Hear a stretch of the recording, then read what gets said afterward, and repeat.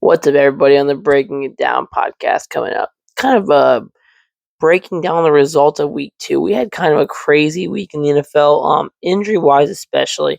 That's the first thing I'm going to touch on real quick as we kind of do our quick recap.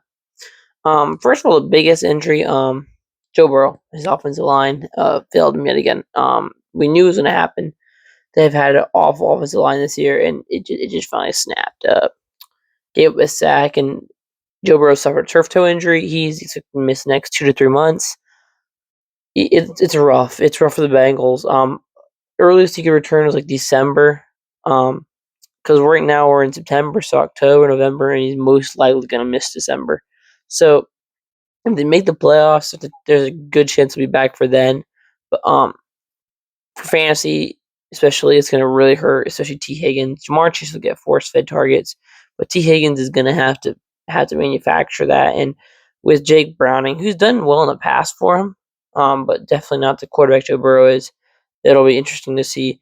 Another big faller from that is going to be Chase Brown, as now with the offense being a lot less booming, it'll probably take a toll on his run game for sure. JJ McCarthy also got hurt this week.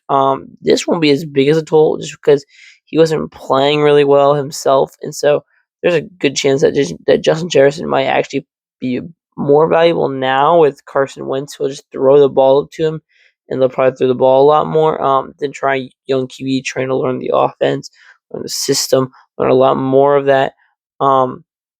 Yeah, those are two of the bigger ones. The third big one is Jane Daniels. Got ruled out for week 3 here after losing to the Packers on Thursday Night Football. He has a knee injury. Does not look serious. They're hoping he's back for week 4.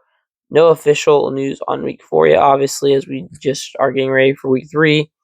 But yeah, that's kind of the main injuries. It's kind of a fast, injury-riddled week. We will see how those guys progress going forward, especially the McCarthy and Daniels news. We already kind of know where Burrow's going to be at. Terry McLaurin is kind of a hard play this week. I don't know if I feel safe putting him in my lineup just because of the Jane Daniels news. Debo is fine because they're going to manufacture touches, etc., etc. For the Vikings, like I said, I'm not really worried about that. It's going to change that much for the fantasy outlook.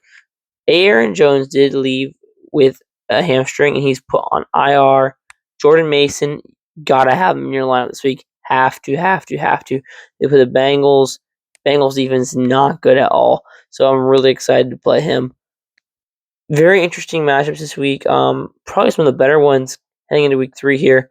Going to be the Rams and the Eagles as one. Probably one of the more exciting ones. They played in the NFC divisional game last year. Eagles won that game, but this will be a very exciting game. I really expect Puka to have a big game.